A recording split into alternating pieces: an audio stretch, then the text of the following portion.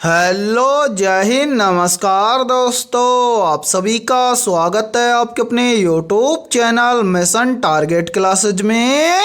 आज के इस क्लास में हम रेलवे ग्रुप डी परीक्षा 2025 के लिए तीसरा प्रैक्टिस सेट लेकर आए हैं और इस तीसरे प्रैक्टिस सेट के अंदर हम उन्हीं क्वेश्चनों को कवर करेंगे जो क्वेश्चन आपके रेलवे ग्रुप डी एग्जाम 2025 के लिए इम्पोर्टेंट रहेंगे। इसलिए इस तीसरे प्रैक्टिस सेट को आपको कंप्लीट देखना है और इस प्रैक्टिस सेट के एंड में आपको बताना है कि आपके टोटल कितने क्वेश्चन है सही होते हैं। तो चलिए शुरू करते हैं आज के इस तीसरे प्रैक्टिस सेट को बिना देरी के। पहला प्रश्न है आप सभी के सामने, निम्न में से कौन सा जलप्रपात कर्नाटक राज्य में स्थित है? ऑप्शन ए है जोग जलप्रपात, ऑप्शन बी है दूधसागर जलप्रपात, ऑप्शन सी है झरना जलप्रपात और ऑप्शन डी है चित्रकूट जलप्रपात। तो यहाँ पर देखिए इन चारों में से करेक्ट आंसर हो जाएगा सभी का ऑप्शन है ए, यानी कि इनमें से जो जोग जलप्रपात है ये कर्नाटक राज्य में स्थित है। तो पहले प्रश्न के अंदर करेक्ट आंसर हो जाएगा सभी का ऑप्शन है ए। तो चलिए फिर अगला प्रश्न देखते हैं। दूसरा प्रश्न है आप सभी के सामने, एक पंक्ति में रवि का स्थान बाएं से 28वां है और दाएं से 15वां है, तो उस पंक्ति में कुल कितने व्यक्ति हैं? तो मेरे भाई इस टाइप के प्रश्न को आप एग्जाम में देखते ही मात्र 2 से 3 सेकंड में कैसे सोल्व करेंगे, तो वो देखिए इस टाइप के प्रश्न को सोल्व करने के लिए एक बहुत ही शानदार फॉर्मूला है और यदि ये फॉर्मूला आपको याद है तो आप इस टाइप के प्रश्न को एग्जाम में देखते ही सोल्व कर दोगे। फॉर्मूला क्या है? तो मेरे भाई यहाँ पर देखिए फॉर्मूला है टोटल बराबर है लेफ्ट प्लस राइट माइनस 1। ये मेरे भाई फॉर्मूला है। अब हमसे क्या पूछा गया है? टोटल, यानी कि पंक्ति में कुल कितने व्यक्ति हैं। तो यहां पर देखिए टी बराबर क्या है? Left plus right minus 1। Left का मतलब हो जाएगा बायां, तो बायां हमें दिया गया है कितना? 28। तो यहां पर मेरे भाई एल के स्थान पर हम क्या रख देंगे? 28 रख देंगे। उसके बाद में क्या है? आर, आर का मतलब राइट है, यानी कि दाईं तरफ है। दाईं तरफ से हमें दिया गया है 15वां स्थान है, तो यहां पर हम क्या कर देंगे? आर के स्थान पर 15 रख देंगे। उसके बाद में यहां पर है -1। अब इसको हम क्या कर देंगे? सोल्व कर देंगे। तो यहां पर देखिए टी बराबर हो जाएगा 28 प्लस 15 कितना हो जाएगा? 28 और 15 हो जाएगा कितना? 43 है। अब 43 में से हम क्या कर देंगे? -1 कर देंगे। तो मेरे भाई यहाँ पर देखिए यहाँ पर टी बराबर हो जाएगा कितना? 43 में से 1 चला जाएगा तो यहाँ पर बच जाएगा 42, यानी कि उस पंक्ति में कुल व्यक्तियों की संख्या होगी 42। अब हमें देखना है कि 42 किसी ऑप्शन में है, तो आंसर है 42 हमें दिया गया है ऑप्शन है बी के अंदर है। तो दूसरे प्रश्न के अंदर भी ऑप्शन बी हो जाएगा सभी का करेक्ट आंसर है। तो उम्मीद करता हूं कि जब भी आपको इस टाइप का प्रश्न दिया जाएगा तो आप देखते ही फटाफट से सोल्व कर लेंगे। ठीक है, तो चलिए फिर अगला प्रश्न देखते हैं। तीसरा प्रश्न है आप सभी के सामने, नीचे दी गई श्रृंखला श्रेणी में प्रश्नवाचक चिन्ह के स्थान पर कौन सी संख्या आएगी? यानी कि तीसरा प्रश्न भी आप सभी के सामने सीरीज से संबंधित प्रश्न दिया गया है और आपसे पूछा गया है कि इस प्रश्न चिन्ह के स्थान पर कौन सी संख्या आएगी। तो मेरे भाई जल्दी से एक काम कीजिए, इस क्लास को रोकिए और इस प्रश्न को अपने स्तर से सोल्व करके कमेंट सेक्शन के अंदर कमेंट करके बताइए कि इस प्रश्न चिन्ह के स्थान पर कौन सी संख्या आएगी। तो उम्मीद करता हूं कि आपने इस प्रश्न को जरूर सोल्व किया होगा। तो आइए देखते हैं कि आपका आंसर क्या आया है। तो मेरे भाई यहाँ पर देखिए इस प्रश्न को आपको किस लॉजिक के आधार पर सोल्व करना है। तो देखिए सबसे पहले यहाँ पर हमें दिया गया है 57। 57 से कितना बन रहा है? 62। तो 57 से 62 कैसे बनेगा? तो मेरे भाई यहाँ पर देखिए यदि हम 57 के अंदर क्या कर दें? +5 कर दें, तो 57 और 5 मिलकर बन जाएगा 62। फिर देखिए 62 से कितना बन रहा है? 31। तो 62 से 31 कैसे बनेगा? तो यहाँ पर देखिए यदि हम 62 को क्या कर दें? 2 से भाग कर दें, तो यहाँ पर बन जाएगा 31। फिर देखिए 31 से कितना बन रहा है? 36। तो 31 से 36 कैसे बनेगा? तो यहाँ पर देखिए यदि हम 31 के अंदर क्या कर दें, +5 कर दें, तो 31 और 5 मिलकर बन जाएगा 36। फिर देखिए 36 से कितना बन रहा है, 18, तो 36 से 18 कैसे बनेगा? तो मेरे भाई यहाँ पर देखिए यदि हम 36 को क्या कर दें, 2 से भाग कर दें, तो यहाँ पर बन जाएगा 18। अब इसी प्रकार से हमसे पूछा गया है कि 18 के बाद में इस प्रश्न चिन्ह के स्थान पर कौन सी संख्या आएगी? तो मेरे भाई इस प्रश्न चिन्ह की वैल्यू ज्ञात करने से पहले आपको क्या करना है, नीचे जितनी भी संख्याएं आई हैं इन सभी को यहाँ पर ध्यान से देखना है और पता लगाना है कि यहाँ पर कौन सा लॉजिक लग रहा है। तो मेरे भाई यहाँ पर देखिए सबसे पहले क्या किया गया है, +5 किया गया है, उसके बाद में क्या किया गया है, 2 से भाग किया गया है, फिर क्या किया गया है, फिर से +5 किया गया है, उसके बाद में क्या किया गया है, 2 से भाग किया गया है। यानी कि यहाँ पर सीरीज चल रहा है, पहले +5 उसके बाद में भाग 2, फिर +5 फिर भाग 2, तो यहाँ पर भाग 2 हो गया। अब क्या हो जाएगा, यहाँ पर हो जाएगा +5। यानी कि इस प्रश्न चिन्ह की वैल्यू निकालने के लिए यदि हम 18 के अंदर +5 कर देंगे तो इस प्रश्न चिन्ह की वैल्यू ज्ञात हो जाएगी। तो मेरे भाई यहाँ पर देखिए यदि हम 18 के अंदर +5 कर देंगे तो 18 और 5 मिलकर बन जाएगा 23। यानी कि इस प्रश्न चिन्ह के स्थान पर संख्या भरी जाएगी 23। अब हमें देखना है कि संख्या 23 किसी ऑप्शन में है, तो आंसर है संख्या 23 हमें दी गई है ऑप्शन ए के अंदर है। तो तीसरे प्रश्न के अंदर ऑप्शन ए हो जाएगा सभी का करेक्ट आंसर है। तो उम्मीद करता हूं कि तीसरा प्रश्न भी आपको अच्छे से क्लियर हो गया होगा। और जब भी इस टाइप का प्रश्न आपको एग्जाम में दिया जाएगा तो फटाफट से सोल्व कर लेंगे। और यहाँ पर देखिए आप सभी के लिए बहुत ही इंपॉर्टेंट सूचना है, यदि आप पहली बार के अंदर रेलवे ग्रुप डी एग्जाम 2025 को क्रैक करना चाहते हैं तो हमने आपके रेलवे ग्रुप डी एग्जाम 2025 के लिए जीके, जीएस, साइंस, मैथमेटिक्स और रीजनिंग यानी कि ऑल सब्जेक्ट के ऊपर 21,000 प्लस मोस्ट इंपोर्टेंट क्वेश्चनों का पीडीएफ सेट तैयार किया है। और जो भी अभ्यर्थी ये पीडीएफ सेट लेना चाहता है वो हमारे इस व्हाट्सएप नंबर पर कांटेक्ट करके ले सकता है। और मेरे भाई इस पीडीएफ सेट की प्राइस हमने रखी है मात्र और मात्र 51 रुपये, यानी कि 51 रुपये की फीस के अंदर आपको 21,000 प्लस रामबाण क्वेश्चनों का पीडीएफ सेट दिया जाएगा।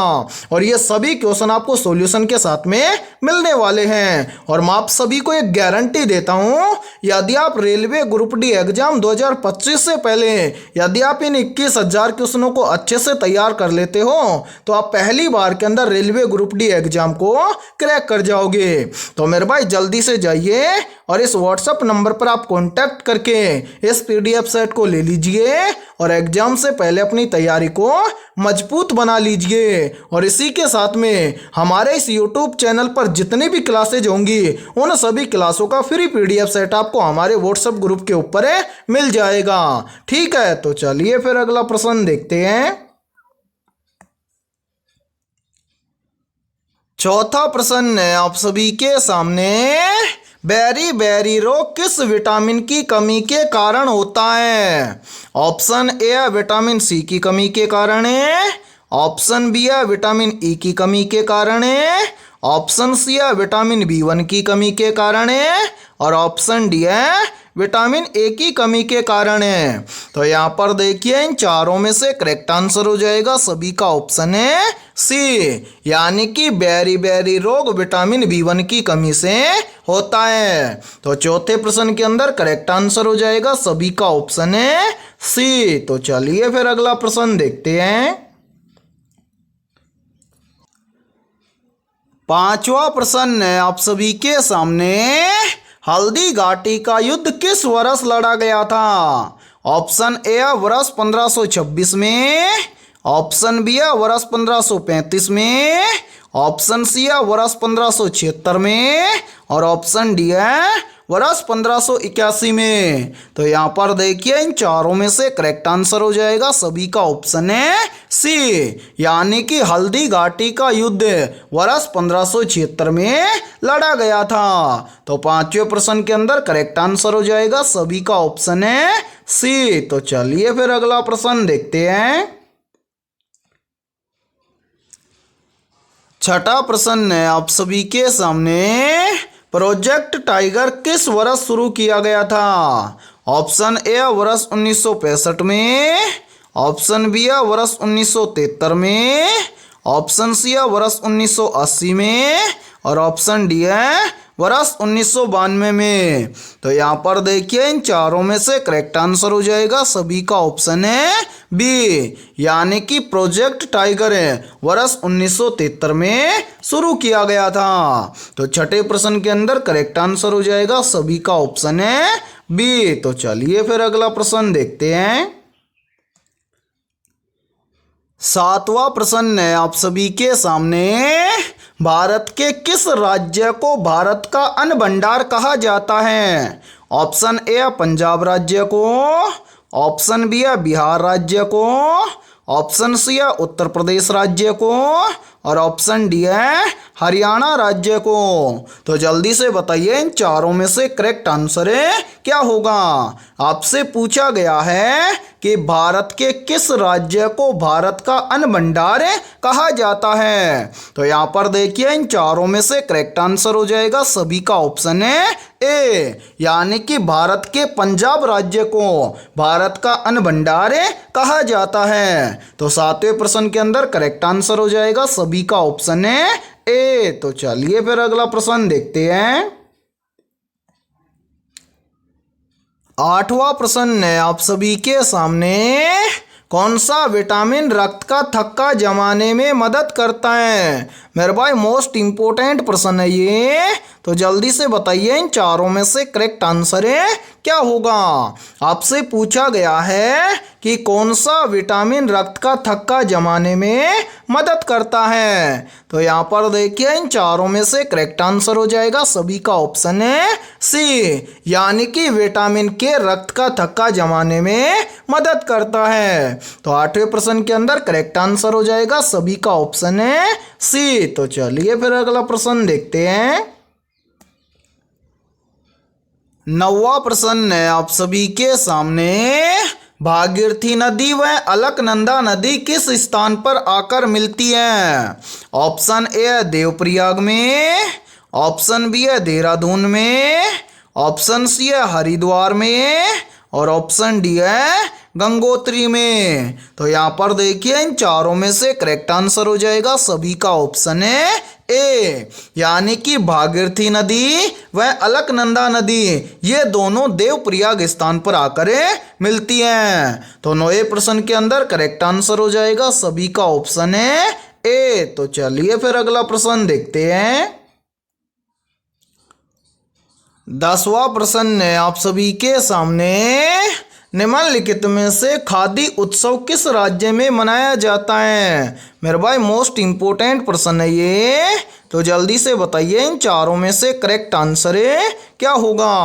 आपसे पूछा गया है कि निम्नलिखित में से किस राज्य में खादी उत्सव मनाया जाता है। तो यहाँ पर देखिए इन चारों में से करेक्ट आंसर हो जाएगा सभी का ऑप्शन है सी, यानी कि खादी उत्सव गुजरात राज्य में मनाया जाता है। तो 10वें प्रश्न के अंदर करेक्ट आंसर हो जाएगा सभी का ऑप्शन है सी। और मेरे भाई यहाँ पर देखिए, यदि ये क्लास आपको पसंद आ रही है तो जल्दी से एक बार इस क्लास को लाइक कर दीजिए, और यदि आप इस चैनल से पहली बार जुड़े हैं तो इस चैनल को कर लीजिए सब्सक्राइब और बेल आइकन को प्रेस करना, ताकि ऐसी शानदार क्लास का नोटिफिकेशन आपको सबसे पहले देखने को मिले। और इस क्लास के अंदर हमने बहुत ही इंपॉर्टेंट क्वेश्चनों को कवर किया है और सेम इसी प्रकार के क्वेश्चन आपके एग्जाम के अंदर पूछे जाते हैं, इसलिए सभी को इस क्लास को क्या करना है, कंप्लीट देखना है। तो चलिए फिर अगला प्रश्न देखते हैं।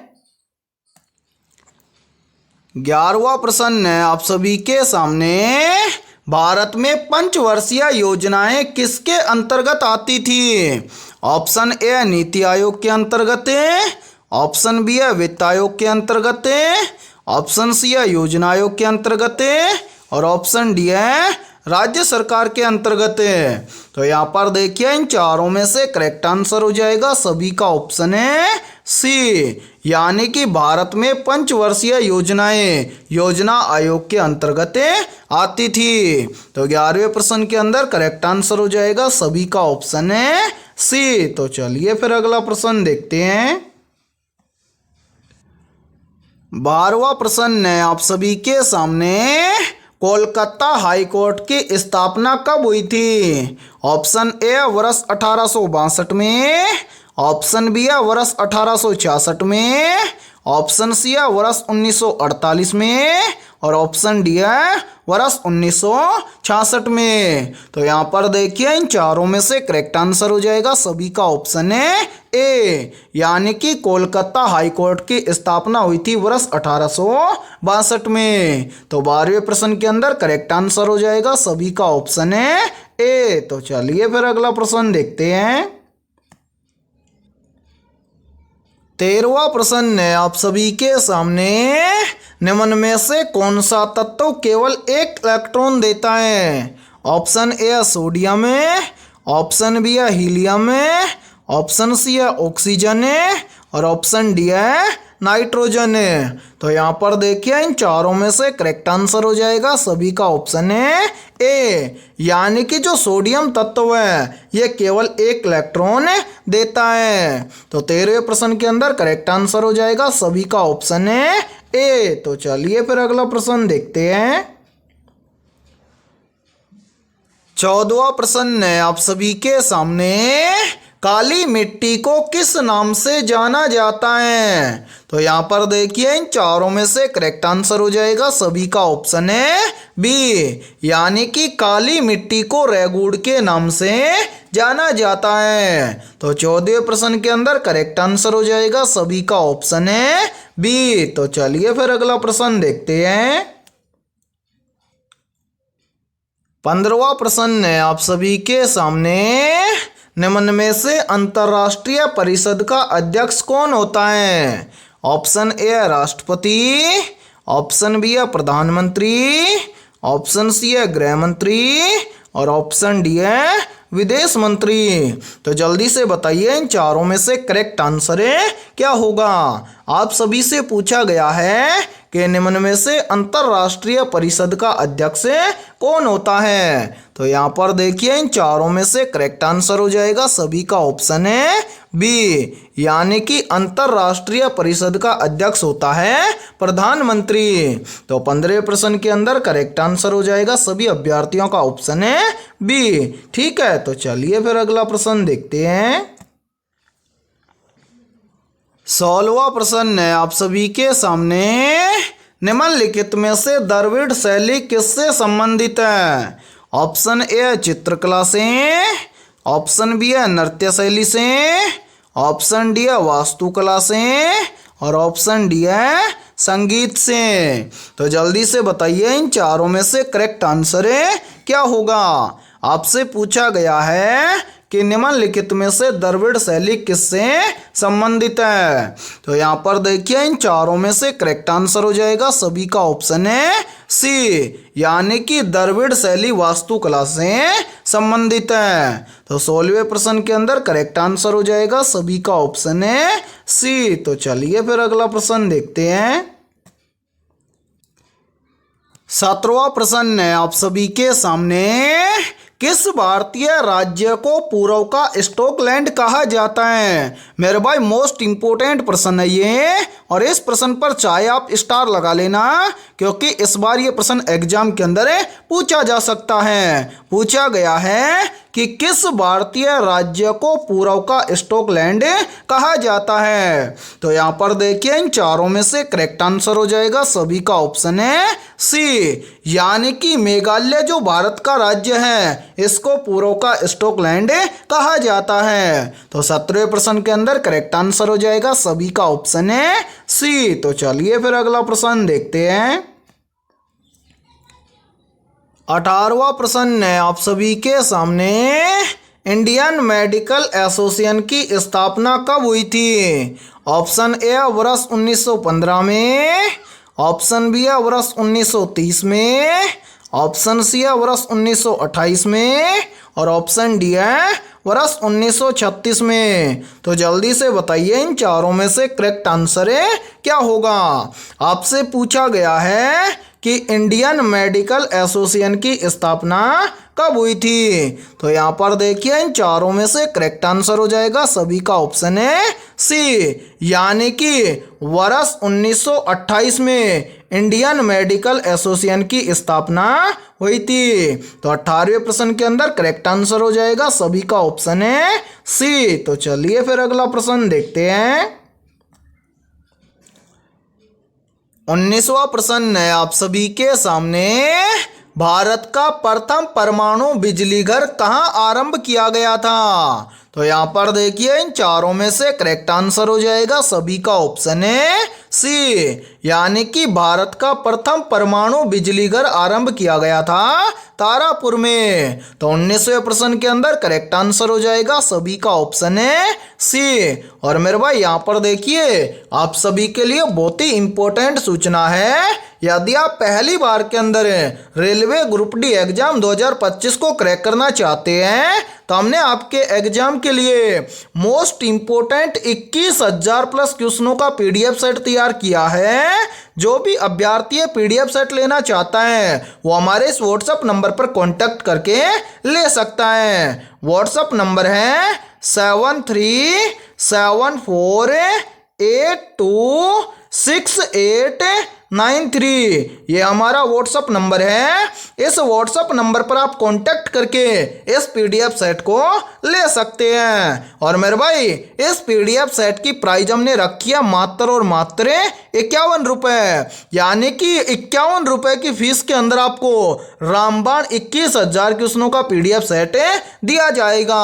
और मैं आप सभी को एक गारंटी देता हूं, यदि आप ग्रुप डी एग्जाम से पहले यदि आप इन 21,000 क्वेश्चनों को अच्छे से तैयार कर लेते हो तो आप पहली बार के अंदर ग्रुप डी एग्जाम को क्रैक कर जाओगे। तो मेरे भाई जल्दी से एक काम कीजिए, इस व्हाट्सएप नंबर पर आप फटाफट से कांटेक्ट करके इस पीडीएफ सेट को ले लीजिए और एग्जाम से पहले अपनी तैयारी को मजबूत बना लीजिए। ठीक है, तो चलिए फिर अगला प्रश्न देखते हैं। 20वां प्रश्न है आप सभी के सामने। शिमला समझौता पर कब हस्ताक्षर हुआ था? ऑप्शन ए 1948 में, ऑप्शन बी है 1968 में, ऑप्शन सी है 1972 में और ऑप्शन डी है 1986 में। तो यहाँ पर देखिए इन चारों में से करेक्ट आंसर हो जाएगा सभी का ऑप्शन है सी, यानी कि शिमला समझौता पर हस्ताक्षर हुआ था 1972 में। तो 20वें प्रश्न के अंदर करेक्ट आंसर हो जाएगा सभी का ऑप्शन है सी। तो मेरे भाई आज की इस क्लास के अंदर इतना ही। यदि ये क्लास आपको पसंद आई है तो जल्दी से एक बार इस क्लास को लाइक कर दीजिए।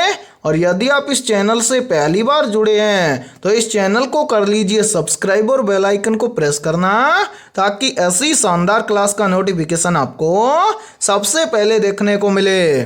और आज की इस क्लास के अंदर हमने 20 बहुत ही इंपॉर्टेंट क्वेश्चन करवाए हैं। इन 20 में से आपके कितने क्वेश्चन सही हुए हैं सभी को कमेंट सेक्शन के अंदर कमेंट करके बताना है। और जिन भी अभ्यर्थियों के इन 20 में से लगभग 17 प्लस क्वेश्चन सही हुए हैं तो समझना उनकी तैयारी बेहतर है। तो फिर मिलते हैं ऐसे ही बेहतरीन क्वेश्चनों के साथ सुबह 7 बजे।